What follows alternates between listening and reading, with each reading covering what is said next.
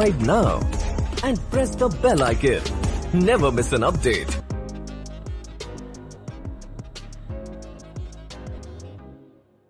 Hi friends, it's me Harinder Pal Singh, आपका दोस्त and आपका होस्ट। आसान तरीके अमीर बनने के और गरीबी को छोड़ने के। तो मैं अपने एक्सपीरियंस से और बाकी जो सक्सेसफुल लोग हैं उनके एक्सपीरियंस से आपको मैं बताऊंगा कि अमीर कैसे बना जा सकता है। देखिए कि बहुत लोगों ने बोला कि जॉब छोड़ें और बिजनेस करें।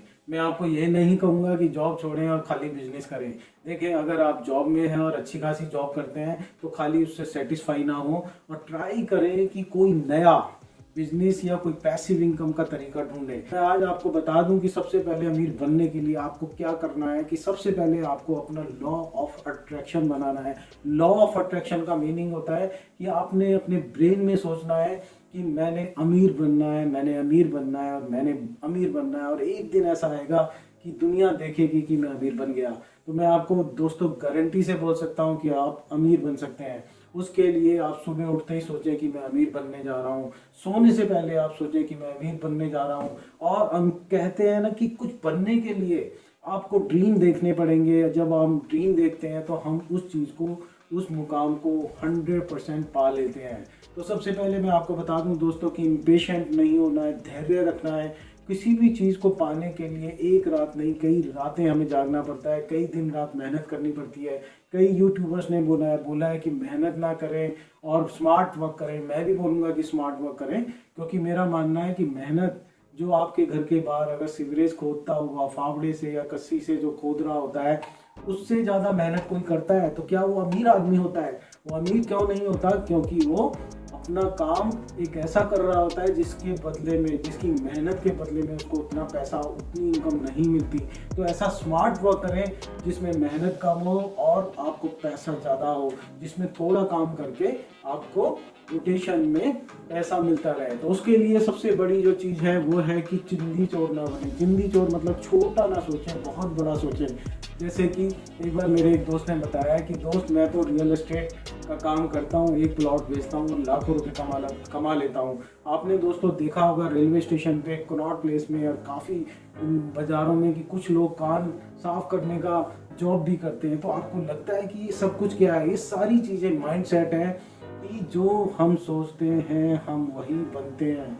किसी ने खूब कहा है कि हम वही उतना ही पैसा कमाते हैं या वहीं तक जाते हैं जितनी हमारी औकात होती है।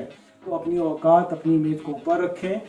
एक बहुत अच्छा डायलॉग मुझे लगता है कि surrounded your self with successful people, surrounded your self with richest person. अमीर लोग जो अपनी लाइफ में सक्सेस हो चुके हैं उनके सराउंडिंग में रहिए, उनको देखिए कि वो क्या करते हैं, और अपनी प्लानिंग को कभी भी डिस्क्लोज ना करें। अपने फ्रेंड्स, अपने रिलेटिव्स, अपने डियर्स, अपने नियर्स के सामने कभी भी अपनी प्लानिंग को सीक्रेट रखें, अपनी वेल्थ को सीक्रेट रखें, लेकिन एट द सेम टाइम कभी भी किसी की सक्सेस से जले ना।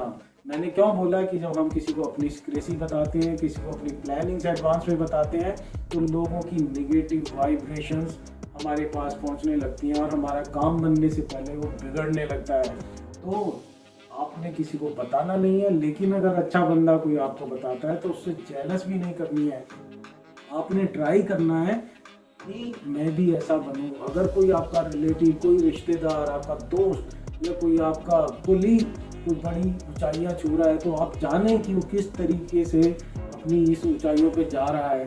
तो इस तरीके से हम लोगों के पास बहुत सारी चीज़ें हैं। जैसे मैं आपको बोलूँगा कि अगर मेरी कोई यंग है और उसकी आज ही पहली सैलरी आई है तो उसको क्या करना चाहिए। देखिए, एक रूल हमेशा याद रखना, 70-30 रूल। 70-30 रूल का मतलब क्या है कि अगर मान लीजिए कि मुझे 10,000 की सैलरी आई है तो मुझे 7,000 खर्च करना चाहिए और 3,000 मुझे सेव करना चाहिए। नॉट ओनली सेव, रादर मुझे इन्वेस्ट करना चाहिए। बजाय कि मैं एप्पल का फ़ोन लूँ, उससे अच्छा है कि एप्पल का मुझे शेयर ले लेना चाहिए। मैं आपको दोस्तों बताऊंगा बाद की वीडियो में कि शेयर खरीदना भी किस तरीके का एक आर्ट और साइंस है। लेकिन अर्ली इन्वेस्टमेंट करें। जितनी जल्दी आप इन्वेस्टमेंट करेंगे उतनी जल्दी आप ग्रो करेंगे। दोस्तों, आपने देखा होगा कौन बनेगा करोड़पति में एक सुशील कुमार जी थे जिनको 1 करोड़ रुपया मिला था। तो उनका क्या हुआ? उन्होंने अपना 1 करोड़ की राशि ली और खूब उड़ाई और आज फिर वो सड़क पर है, वही सुशील कुमार जो एक बार करोड़पति हो चुका था। तो हमें अपने पैसे को कैसे मल्टीप्लाई करें, अपनी वेल्थ को कैसे मल्टीप्लाई करें। और बहुत कमाते हैं कई लोग, लेकिन दे डोंट नो कि how to multiply there wealth. तो हमें अपनी जो इन्वेस्टमेंट है उसको एक मटके में नहीं रखना, उसको बैंक एफडीआर में नहीं रखना जहाँ सिर्फ 5% की रिटर्न्स आती है, वो भी टैक्सेबल। हमें ऐसे एवेन्यूज़ में इन्वेस्टमेंट करनी है जहाँ पर मल्टीप्लाई होता है। तो मैंने आपको बोला था जॉब वाला और बिजनेस वाला। बिजनेसमैन के पास क्यों पैसा होता है दोस्तों? कभी आप इस चीज़ को सोचा है आपने? क्यों? क्योंकि उसने कभी ना कभी, उसने या उसके बाप दादों ने कभी ना कभी हाई रिस्क लिया होगा। अगर अंबानी जी हैं तो धीरू भाई अंबानी ने बहुत बड़ा रिस्क लिया था, वो अमीर पैदा नहीं हुआ था दोस्तों। उसने पेट्रोल पंप पे भी काम किया, जाने कहाँ कहाँ उन्होंने बहुत धक्के खाए और उसके बाद उन्होंने रिस्क लिया। आप किसी की भी स्टोरी सुन लेना कि जिसने रिस्क लिया उसको रिवार्ड मिला, लेकिन रिस्क भी बहुत अच्छे तरीके से लेना है। Calculative risk, it doesn't mean कि आप कुतुब मीनार पे चढ़ जाए और वहाँ से कूद जाए कि जी मैंने रिस्क लिया और मुझे कुछ नहीं होगा। तो सबसे पहले आपको कैलकुलेटिव रिस्क लेना है, प्लस अर्ली इन्वेस्टिंग शुरू करनी है। 70-30 रेशो जो मैंने बोला, अगर आपकी लाइबिलिटीज़ हैं, आपकी फैमिली है, आपके बच्चे हैं, तो 70% आप खर्च करें और 30% आज से ही इन्वेस्टमेंट करें। अगर आपकी फर्स्ट सैलरी है और आपकी अभी शादी नहीं हुई है, कोई बच्चे नहीं है, आपकी कोई लाइबिलिटीज़ नहीं है, तो इसी रेशो को उल्टा कर दीजिए कि 30% आप खर्च करें और 70% इन्वेस्ट करें। और इन्वेस्ट कहाँ करें? ऐसे हाई पोटेंशियल, हाई रिटर्न्स वाले एवेन्यूज़ में, ऐसे प्रोडक्ट्स, ऐसी स्कीम्स में जहाँ की ज़्यादा से ज़्यादा रिटर्न्स आती है। वो मैं आपको आने वाले वीडियो में दिखाऊंगा दोस्तों। ये वीडियो उनके लिए जो रियल में सीरियसली अमीर बनना चाहते हैं और जो अपने से बड़े लोगों और एक्सपर्टीज़ और एक्सपीरियंस लोगों से सीखना चाहते हैं। क्योंकि चाणक्य जी ने कहा था कि अगर आप अपनी गलतियों से, अपने एक्सपीरियंस से सीखना चाहते हैं तो दोस्तों ये जन्म आपके लिए छोटा पड़ जाएगा, उसके लिए आपको कई जन्म लेने पड़ेंगे। तो सबसे बढ़िया तरीका क्या है कि आपको किसी सक्सेसफुल आदमी को कंपनी बनाइए, सक्सेसफुल लोगों के को अपने आसपास रखिए, उनसे मिलिए, समझिए कि वो क्या करते हैं और उस तरीके से आपके अंदर ऑटोमेटिकली लॉ ऑफ अट्रैक्शन बनेगा। एक ऐसा जादू चलेगा कि आपको समझ आना शुरू होगा, आपका दिमाग उसी तरीके से काम करेगा कि मैं किस तरीके से पैसे कमाऊं। तो सबसे पहले दोस्तों इन्वेस्टमेंट करें और उसके बाद खर्चे करें। मैं आपको एक चीज़ और बताता हूं कि आज ही से आप एक दिन का खर्चा रखिए कि मैंने कितनी सिगरेट पी, मैंने कितनी शराब पी, मैंने अपनी मिसेज के लिए अननेसेसरी एक्सपेंसेस कहाँ किए, लिपस्टिक ली या कॉस्मेटिक्स पे खर्चा किया जो ज़रूरत नहीं थी। और एक दिन का खर्चा लगाइए और मंथ के एंड में आप देखिए कि मैंने क्या फालतू खर्च किए। उस फालतू खर्च के बदले में उनको रोकिए और इतने ही अमाउंट को आप म्यूचुअल फंड में किसी अच्छी स्कीम में SIP कर दीजिए कि ये फालतू का खर्चा था जो मैंने महीने में बचा सकता था। लेकिन मैंने क्या किया कि लास्ट में, महीने के आखिर में हम लोग क्या देखते हैं कि मेरी अगर सैलरी 30,000 थी तो 5,000 बचा हुआ है, तो उसको मैं अगली तनख्वाह आने से पहले भी खर्च कर दूं। उस पैसे को खर्च मत करिए। जैसा कि मैंने बताया आपको कि मेरी एक कजन सिस्टर, उसकी जॉब लगी अच्छी खासी, 50-60 हज़ार सैलरी उसको मिलनी शुरू हुई। मैंने उसको कुछ समझाया कि इन्वेस्टमेंट करना स्टार्ट कर, तो उसने क्या किया दोस्तों, कहते हैं ना घर की मुर्गी दाल बराबर। आप शायद मेरी बात सुन लें, मेरे एक्सपीरियंस से सीख लें, लेकिन जो अपना होता है उसको शायद नहीं समझ आता। तो उसने एप्पल का फ़ोन लिया, iPhone 13, और उसकी क्या करी, उसने क्रेडिट कार्ड से उसकी किस्तें बना दी। तो दोस्तों उसमें क्या समझदारी है। तो मैं यही कहना चाहूँगा, मैं किसी शेयर को नहीं बोलना चाहता कि किसी ब्रांड या किसी शेयर के नाम पे नहीं जाना चाहता। अगर उसने एप्पल का शेयर खरीद लिया होता तो जाने कितने वो एप्पल फ़ोन खरीद सकती थी। अगर सिगरेट ना पी होती तो जाने सिगरेट पीने की बजाय अगर उसने ITC का शेयर ले लिया होता, किसी जो आदमी सिगरेट पीता है, तो शायद वो कहाँ से कहाँ पहुँच चुका होता। हमें लेकिन पेशेंस बहुत ज़रूरी है अमीर बनने के लिए। डिफरेंटली इन्वेस्ट करें, अननेसेसरी खर्चे ना करें और इन्वेस्ट करें, अर्ली इन्वेस्टिंग करें, SIP करें, इन्वेस्टमेंट करें। शेयर्स में इन्वेस्टमेंट ना करें। क्यों ना करें, मैं इसलिए बताता हूँ कि हमारे हिंदुस्तान में एक बहुत बड़ी प्रॉब्लम है दोस्तों, कि अगर मैं शेयर का नाम लूँ और म्यूचुअल फंड का नाम लूँ तो एकदम से हमारे कान खड़े हो जाते हैं कि शेयर तो बड़ा खतरनाक होता है, वहाँ पे तो जुआ होता है, गैम्बलिंग होती है, म्यूचुअल फंड भी बड़ा रिस्की होती है। हिंदुस्तान में एक बड़ी विडम्बना है कि एक तरफ हम शेयर नहीं खरीदेंगे लेकिन बिटकॉइंस खरीद लेंगे जिसका कोई रेगुलेटर बॉडी नहीं है।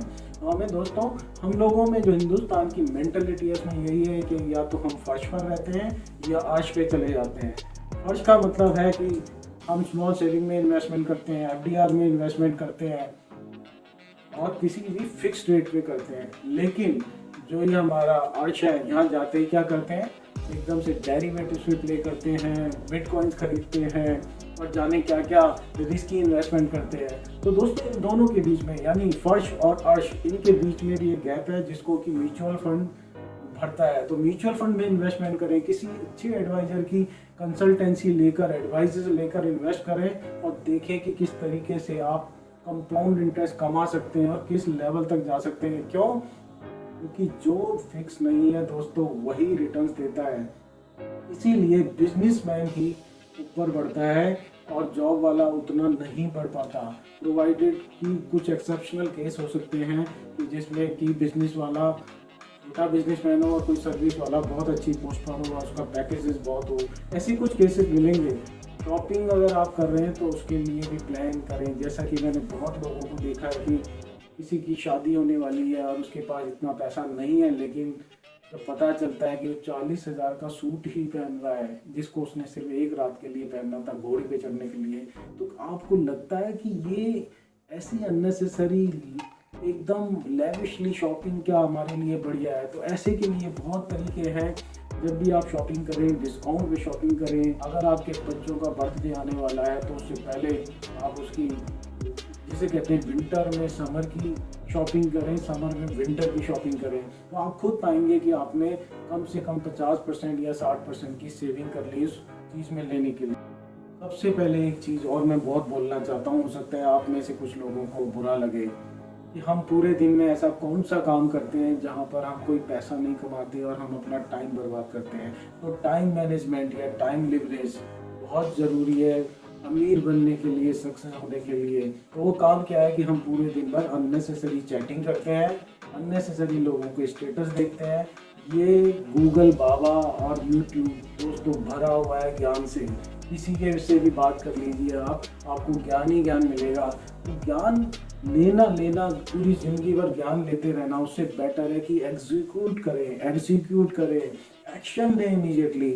आप जितनी जल्दी शुरू करेंगे, कहते हैं ना कि शुरू करने का मतलब आधा काम हो गया। अगर आपने रिच बनने की रेस में यानी फ्रंट लेनर बन गए आप, तो आपने सोचा कि मैंने बनना है, सारी प्लानिंग करनी है, तो हर चीज़ की प्लानिंग एडवांस में करें। जो मैं आपको आने वाले पीरियड में आपको वीडियोस में दिखाऊंगा कि किस तरीके से कार खरीदें, किस तरीके से ईएमआई को आप उल्टा इंटरेस्ट में चेंज कर दें, किस तरीके से आप अगर घर खरीदें तो अपने ईएमआई को कैसे फ्री कर लें, इंटरेस्ट फ्री। तो ऐसे कोई छोटे से छोटा एसेट भी, इवन आपने घर में कोई एलईडी लेना है, एसी लेना है, फ्रिज लेना है, तो उसकी प्लानिंग किस तरीके से करें, मैं आने वाले टाइम में आपको बताता जाऊंगा। और ये बहुत छोटे जिसे कहते हैं तरीके हैं जिस तरीके से आप आगे बढ़ सकते हैं। इन्वेस्टमेंट एवेन्यूज में मैंने जो बताया उसमें मैं आपको आने वाली वीडियोस में बताऊंगा कि कितने एवेन्यूज होते हैं, किस तरीके से कहां पर कितना इन्वेस्ट करें, शेयर कब खरीदें, पहले शेयर ना खरीदें, म्यूचुअल फंड से स्टार्ट करें धीरे धीरे, क्योंकि वहाँ एक्सपर्ट देखते हैं उसको। तो ये सारी चीज़ें मैं आने वाली वीडियोस में बताऊंगा कि किस तरीके से आप आगे बढ़ते जाएं। तो इसी के साथ दोस्तों मैं आपसे विदा लेता हूं, और मैं अगर आपको ये वीडियो पसंद आई हो तो इसको लाइक करें और मेरा चैनल सब्सक्राइब करें, ताकि मुझे मोटिवेशन मिलती रहे और मैं आपके सामने अपने एक्सपीरियंस को लेकर आता रहूं और आपको बताता रहूं कि किस तरीके से हम छोटी छोटी बातों को ध्यान में रखकर अपनी ज़िंदगी बदल सकते हैं। Subscribe now and press the bell icon. Never miss an update.